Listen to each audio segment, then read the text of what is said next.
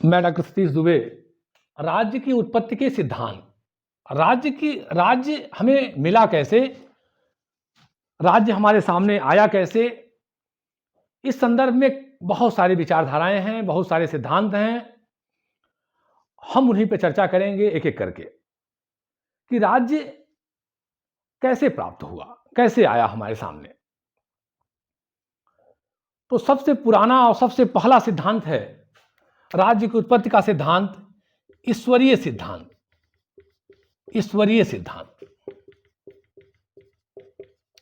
Divine theory, DIVINE,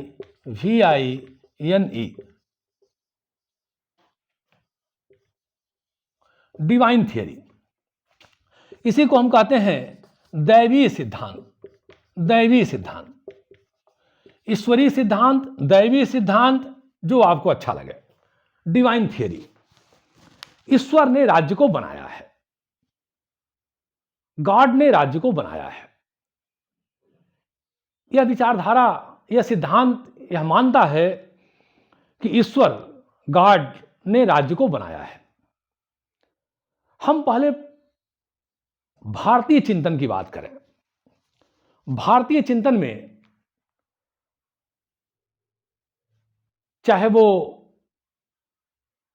Mahabharat हो, रामायण हो, हमारे उपनिषद हो, हमारे अन्य धार्मिक बहुत सारे ग्रंथ हों, इन सभी ने इस बात को माना है कि राज्य को ईश्वर ने बनाया है।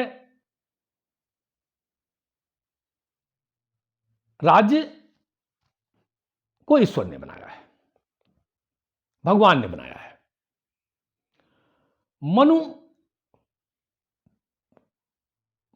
प्राचीन राजनीतिक चिंतन के एक दर्शन के रूप में हमारे सामने आए। उनका आता है विचार कि जब राज्य नहीं था, चारों तरफ अराजकता थी,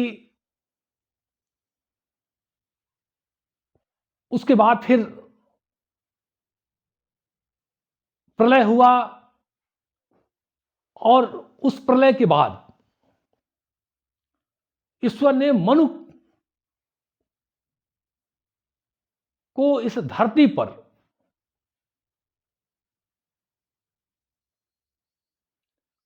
ईश्वरीय गुणों से संपन्न करके भेजा।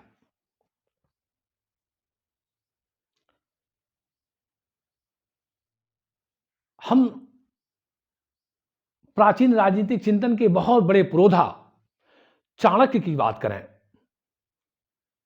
तो चाणक्य कहते हैं, और चाणक्य के चिंतन में दो तरह की बातें आती हैं। एक जगह वो राज्य की उत्पत्ति के दैवीय सिद्धांत का भी समर्थन करते हैं और राज्य की उत्पत्ति के सामाजिक समझौता सिद्धांत का भी उनका वो चित्रण मिलता है। वो दोनों विचारधाराओं को लेकर चलते हैं।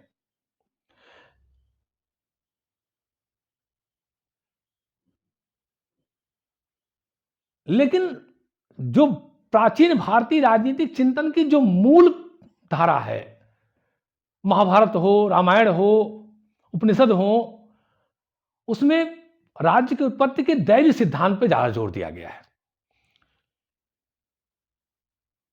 ईश्वर ने राजा को बनाया, ईश्वर ने राज्य को बनाया।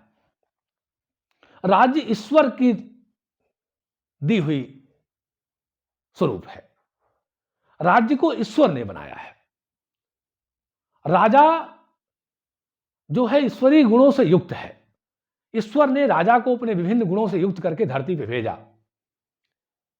उसके अंदर इंद्र के, यम के, अग्नि के, कुबेर के, बहुत सारे देवताओं के गुणों को संपन्न करके डाल के इस धरती पर भेजा कि जाओ और लोगों में कल्याण करो, सुव्यवस्था और शांति स्थापित करो। तो प्राचीन राजनीतिक चिंतन में ज्यादा जोर है कि राज्य की उत्पत्ति ईश्वर के द्वारा हुई है, राजा को ईश्वर ने भेजा है। राजा ईश्वर का प्रतिनिधि है। अब हम पाश्चात्य चिंतन की बात करें तो पाश्चात्य चिंतन में भी इस बात का जोर है कि राजा को ईश्वर ने बनाया है।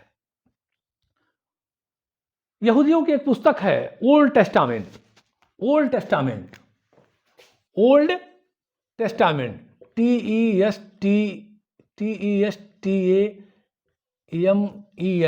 ओल्ड टेस्टामेंट, यहूदी धर्म की पुस्तक है। यहूदी धर्म की पुस्तक ओल्ड टेस्टामेंट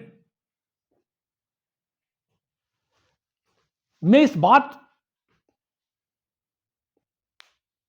को कहा गया कि राजा ईश्वर का भेजा हुआ स्वरूप है, राजा को ईश्वर ने भेजा है, राज्य ईश्वर निर्मित है, ईश्वर ने बनाया है। 17वीं शताब्दी में स्टुअर्ट राजा, ब्रिटेन के सम्राट जेम्स प्रथम ने इस सिद्धांत को बहुत ही मजबूती दिया और उनकी पुस्तक आई थी law of monarchy, law of monarchy, LAW law, OF MONARCHY, law of monarchy, जिसमें जेम्स प्रथम ने इस बात का बहुत मजबूती से चित्रण किया कि राजा ईश्वर की देन है, राज्य ईश्वर की उत्पत्ति है। इस सिद्धांत की अपनी विशेषताएं हैं। पहली विशेषता कि राजा को ईश्वर ने भेजा है, राजा ईश्वरीय गुणों से युक्त है, राजा जो करे वो सब नैतिक है, सत्य है, उसका विरोध नहीं करना चाहिए, राजा के आदेशों का पालन नागरिक का परम दायित्व है, राजा कभी गलती कर ही नहीं सकता है क्योंकि तो ईश्वर ने भेजा है, राज्य ईश्वर निर्मित संस्था है, राजा कभी जनता के विरुद्ध में जा ही नहीं सकता है, अगर जा भी रहा है तो सत्य के लिए जा रहा है, उसके कल्याण के लिए जा रहा है, नागरिकों का परम दायित्व है कि राज्य और राजा के एक एक आदेश का पालन करें, राजा कभी गलत कर ही नहीं सकता है, इस नाते अगर गलत नहीं कर रहा तो उसके आदेशों का उल्लंघन भी नहीं करना चाहिए, जो उल्लंघन करेगा वो दंड का भागी होगा, दंड मिलेगा। ये सब बहुत सारी बातें इस सिद्धांत की विशेषता है। और नागरिक को आंख मूंद कर बिना कुछ सोचे विचारे राजा की बात को माननी चाहिए, क्योंकि राजा तो ईश्वर का भेजा हुआ प्रतिनिधि है। जब ईश्वर का भेजा प्रतिनिधि है तो वो गलती कैसे कर सकता है? और अगर नागरिक को लोगों को लगता है, जनता को लगता है कि गलत है, तो वो गलत है नहीं, बल्कि उनके कल्याण के लिए राजा काम कर रहा है। वो लग रहा है लेकिन है नहीं, क्योंकि राजा जो कुछ भी कर रहा है वो सही है, उनके कल्याण के लिए है। इस नाते ऐसे राजा का विरोध भी नहीं किया जा सकता है। अरे विरोध करना तो बहुत दूर है, विरोध के विषय में सोचना भी ठीक नहीं है, सोचना भी ठीक नहीं है। तो राज्य और राजा को ईश्वर ने बनाया है। ये इस सिद्धांत का मूल बातें हुई कि राजा को और राज्य को ईश्वर ने बनाया है, राज्य ईश्वर निर्मित है, राज्य को कोई ऐसी सत्ता जिसे हम गॉड कहें, ईश्वर कहें, उसने बनाया और उसी ने राजा को इस धरती पर भेजा कि जाओ और नागरिकों के हितों में काम करो, कल्याण करो। अब इस सिद्धांत का क्या प्रभाव हुआ और इस सिद्धांत की आलोचना क्या हुई, इस पे हम थोड़ी चर्चा करें। इस सिद्धांत की जो सबसे बड़ी आलोचना है कि इस सिद्धांत के माध्यम से जो आलोचना करने का आलोचक हैं वो कहते हैं कि राजाओं ने जनता पे तरह तरह के अत्याचार किए, तरह तरह के अत्याचार किए। राजाओं ने कहा भाई हमको तो ईश्वर ने भेजा है, अगर ईश्वर ने भेजा है तो हम ईश्वर के प्रतिनिधि हैं, हम जो कहें वो आप मानिए, हम गलत कर ही नहीं सकते हैं, आपको हमारा आदेश आंख मूंद के पालन करना चाहिए। और नागरिकों ने भी मान लिया कि भाई हमें आदेशों का आंख मूंद के पालन करना है। इस सिद्धांत के आधार पर राजाओं ने अपनी जनता पे तरह तरह के अत्याचार किए, तरह तरह का उनका शोषण किया। एक दूसरी आलोचना हुई कि इतिहास में कहीं इसका वर्णन नहीं है। बहुत सारे लेखक, राजनीतिक चिंतक कहते हैं कि कहीं इसका वर्णन नहीं है कि कब राजा ने ईश्वर ने राजा को बनाया, राज्य को बनाया, कहीं वर्णन नहीं है। अगर वर्णन नहीं तो ये सिद्धांत गलत है। कुछ लोगों ने कहा नहीं, ये तो नागरिकों को, बुद्धि को, विवेक को, क्षमताओं को दबाने का सिद्धांत रहा कि इसी भ्रम में पड़े रहें कि राजा को ईश्वर ने भेजा है और वो उस शासन से अलग होने की बात, उस शासन के विरुद्ध में जाने की बात ना सोचें। कुछ ने कहा नहीं, यह सिद्धांत अमानवीय है, इस सिद्धांत के आधार पर तरह तरह के अत्याचार लोगों पे किए गए, ये ठीक नहीं है।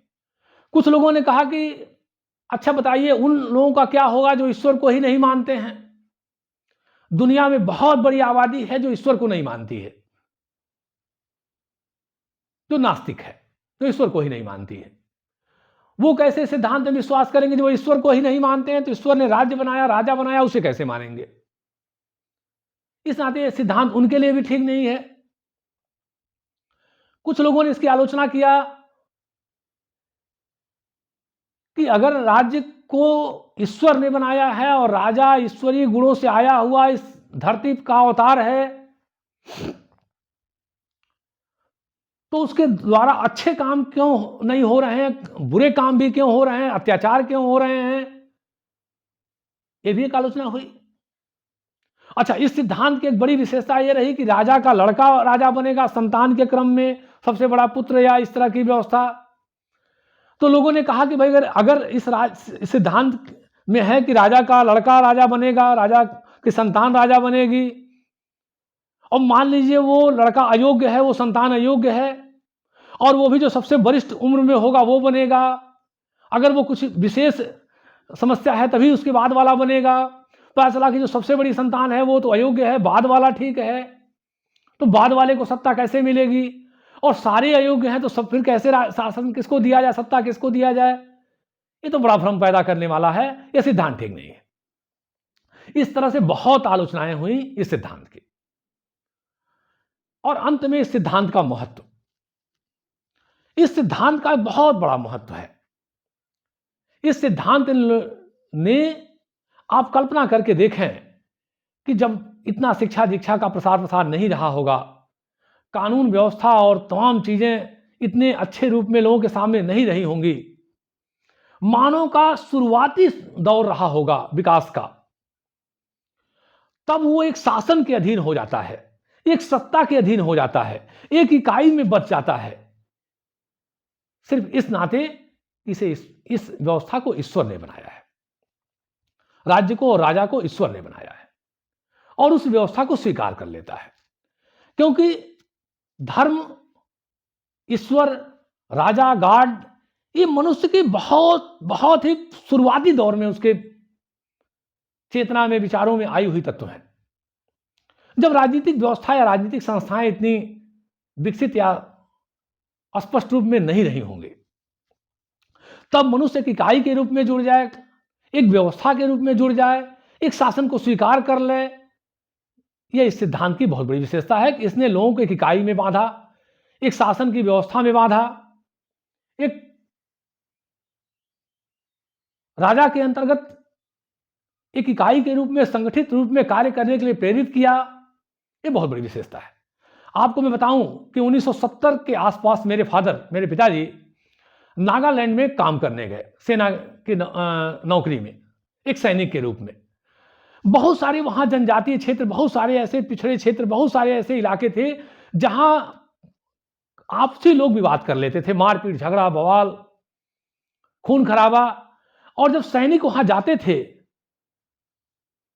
उनके बीच, तो इस बात, पहली बात तो भाषा नहीं समझ में आती थी, ट्रांसलेटर के माध्यम से मालूम होता था कि ये लोग इस बात का विरोध कर रहे हैं आपके साथ कि आप कौन होते हैं हमारे बीच में आने वाले, आप कौन होते हैं बीच में हस्तक्षेप करने वाले, मैंने अपने भाई को मारा, हाथ मार के तोड़ दिया, लेकिन आप कौन हैं?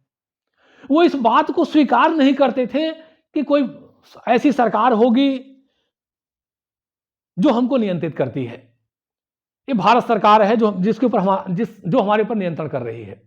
एक कानून है, एक संविधान है, एक नियम है जो हमें संचालित करेगी, जिसके अधीन हमको चलना है। ऐसे बहुत सारे क्षेत्र वहां सामने आते थे। जबकि आजादी के कितने दिन की बात मैं कर रहा हूं, हमारे भारतवर्ष का एक प्रांत ऐसा भी देखने में आता था। ऐसे बहुत सारे हिस्से रहे होंगे। मैं एक उदाहरण आप मेरे सामने, मेरे पिताजी ने प्रसंग में बताया तो मैं आपको बता दे रहा हूं अब आप कल्पना करें कि हजारों हजार वर्ष पहले, सैकड़ों सैकड़ों वर्ष पहले मानव कैसे आया होगा एक इकाई में, एक राज्य के अधीन, एक शासन के अधीन, एक सत्ता के अधीन, एक संगठित इकाई के रूप में कैसे वो काम करना स्वीकार किया होगा।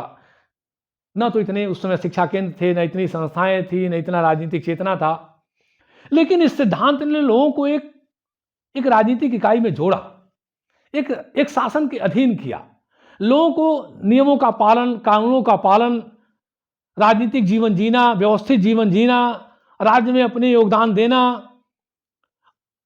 इत्यादि का पाठ पढ़ाया, इत्यादि की सीख दिया।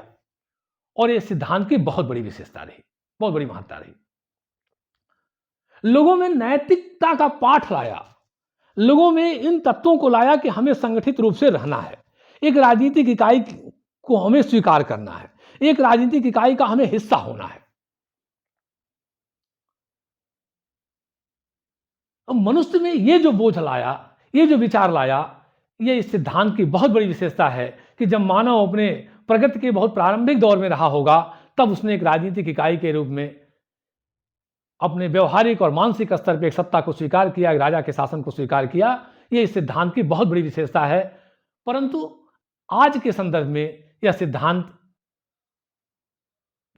की ज्यादा महत्ता नहीं है, परंतु अध्ययन के रूप में इसकी महत्ता है। इसी के रूप साथ आज का वीडियो समाप्त हुआ। जय हिंद।